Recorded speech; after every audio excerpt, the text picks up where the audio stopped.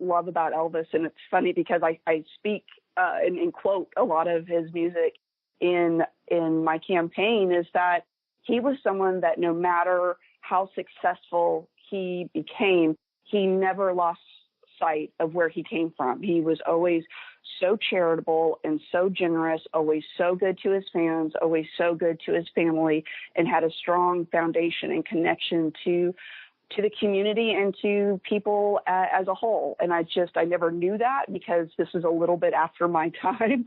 But we took a girls' trip with my mom and my sister to Graceland when I was in college. And once I actually learned about him and the story behind a lot of his music, and either it clicks or it doesn't. And for me, it clicked. And there's nothing that brings me a greater pleasure than being able to listen to the King and then actually be able to tie in some of his songs to my stump speeches. And did you actually convince your wife to get married at Graceland? I didn't have to convince her. I have lucked out. I hit the jackpot here with someone who loves me and celebrates me and embraces me for all that I am. And she, that wasn't ever a question. She thought it was a great idea. And, she had 2 girls, so I'm now a stepmom to 2 awesome daughters. And they were all into it. And in fact, they don't have a huge chapel there, so it wasn't a huge wedding, but a lot of the family and friends who did come, so many of them have become like diehard Elvis fans since then. That's amazing. Is there anything else that you want to make sure that we talk about?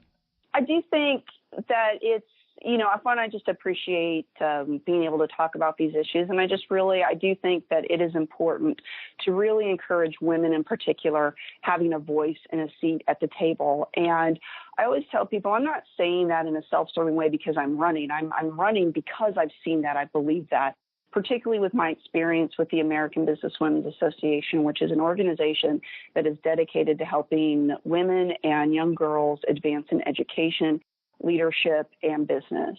And I think that there is a reason that a lot of corporations, when they are struggling, will bring in women to rectify this situation. I think that our government is woefully underrepresented when it comes to women. It's woefully underrepresented in all regards. But I think there is something to be said for the ability that women have to collaborate and see things from different perspectives, and to do that with empathy and compassion. And that's not to say that men can't, but, I always say when people talk about playing the woman card, I say, well, it's about time we were dealt a hand. And I think that you see a lot of women candidates, and just particularly in light of your show, I think it's important for women to have voices. I think it's important for you to not only have this and have this opportunity, but to be making sure that we're not only just trying to represent women, but allow women to actually represent themselves. If our listeners would like to help out your campaign, how can they do that? Well, I know they're going to want to, so listen up. The best way to contact us is through our website, which is LorieBurch4Congress.com. Now, my name, my campaign team, they can't believe it, but I've gone through it all my life. My name is spelled Lorie. It gets spelled so much, misspelled so much, Lorieburch, although we do have some of the URLs already taken with the misspelling. But Lorie Burch 4, and it's FOR Congress.com. And if they're on social media at all, we're on Twitter, we're on Instagram, we're on Facebook. Definitely reach out. Would love to hear people's input, insight, and definitely if they want to help with the campaign, there's not too much or too little that you can do. Excellent. We'll put those links up on our website as well. Great. So, Lorie, thank you so much. This has been really fun, and I'm so excited to see so many great women candidates in Texas this year. Yes, we're going to do it. Just count on it. Awesome. Thank you. Thank you very much. Hi, Broads. This is Frida Ajette, founder of The Courage to Run, inviting you to the nation's first nonpartisan 5K run and walk and premier party celebrating the rising wave of women running for office. Join us on September 16th in Washington, D.C. and across the country virtually. Because let's face it, whether running a 5K or toward Election Day, it takes courage. Join the D.C. flagship event and finish line party with speakers, live music, a civic fair, and plenty of family fun.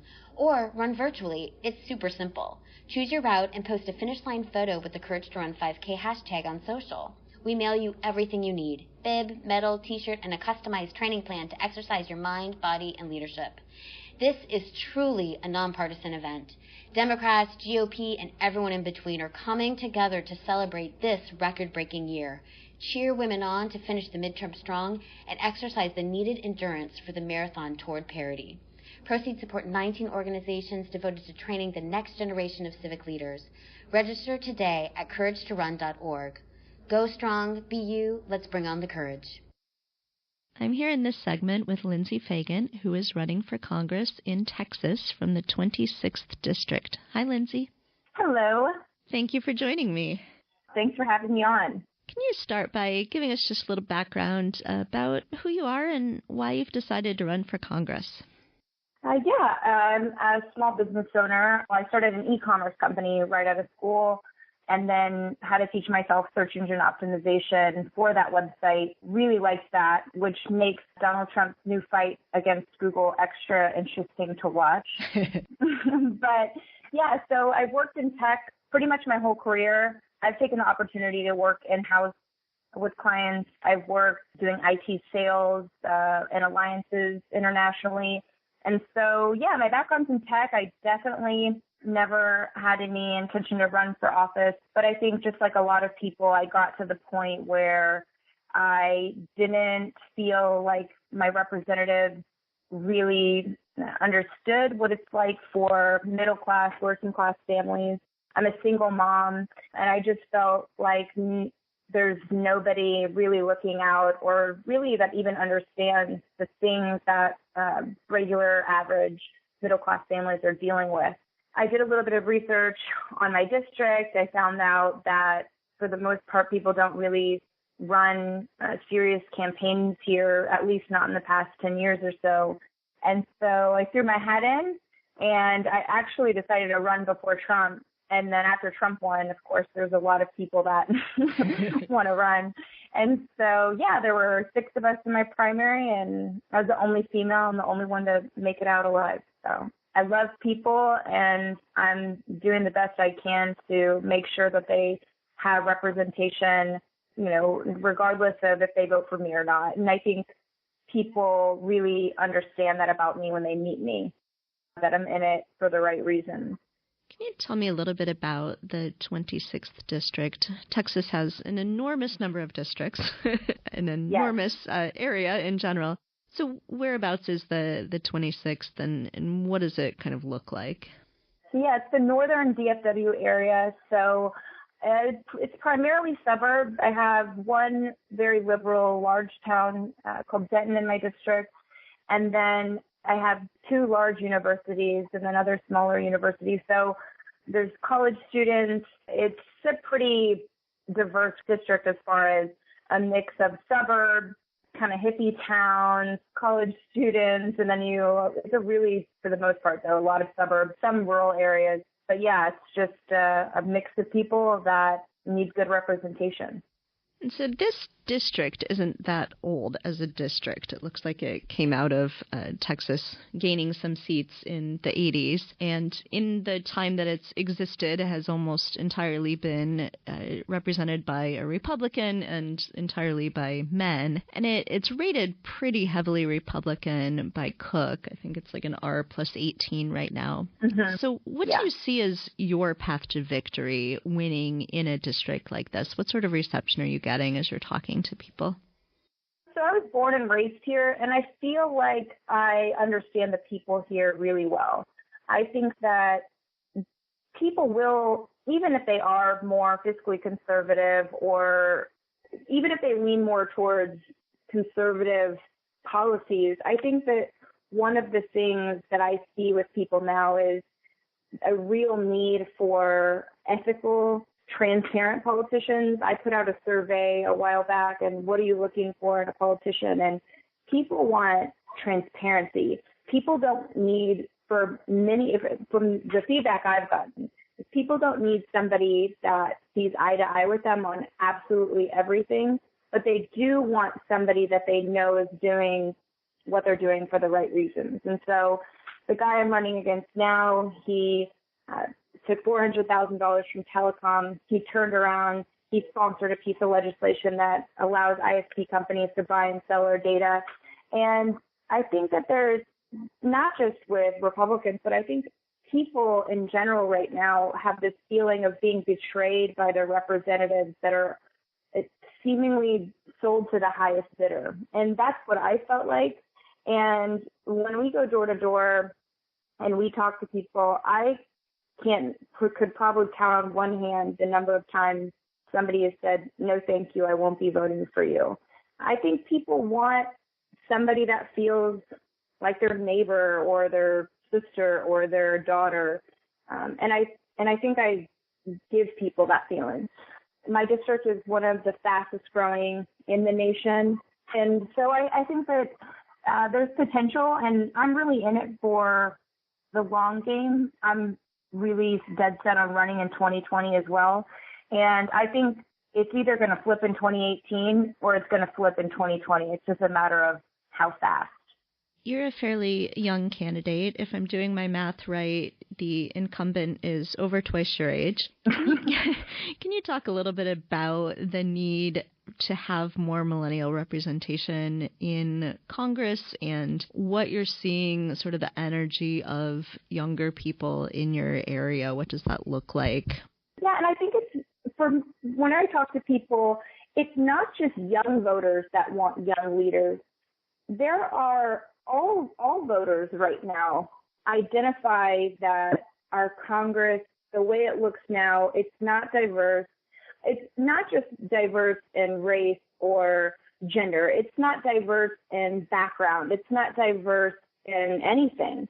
More than 50% of Congress, or I think almost 50% of Congress, is made up of attorneys, which God knows there are a lot of amazing attorneys running, but, we don't need Congress to be 50% filled with people that, might not understand what it's like to struggle to get by. I certainly don't imagine that an attorney that's a millionaire in Congress really truly understands what I could have been going through as a 19-year-old single mom. And I think that there's a lot of people that see the disconnect in a really clear way.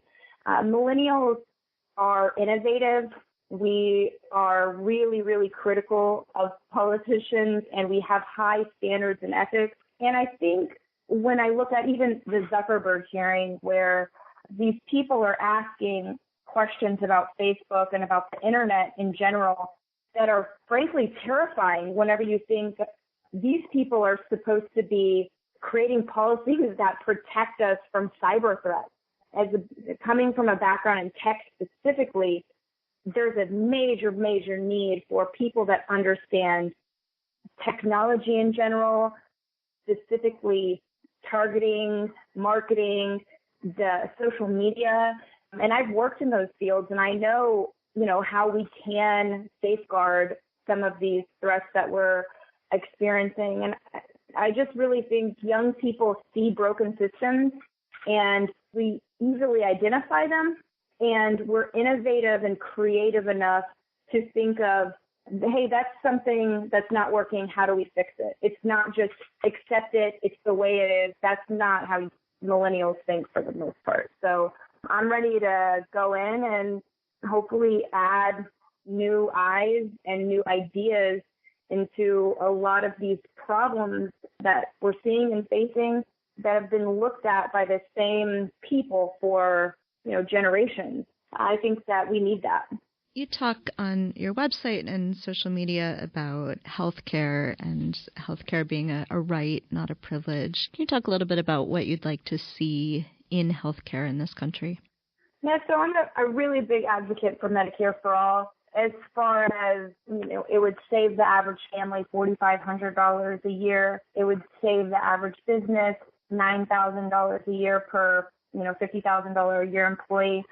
It makes a lot of sense. And when I talk to people door to door now, the two things I hear is I'm tired of the corruption and the BS and the bickering back and forth. So I'm tired of Congress not working and not working for us. and then healthcare. And people on both sides are really struggling. I think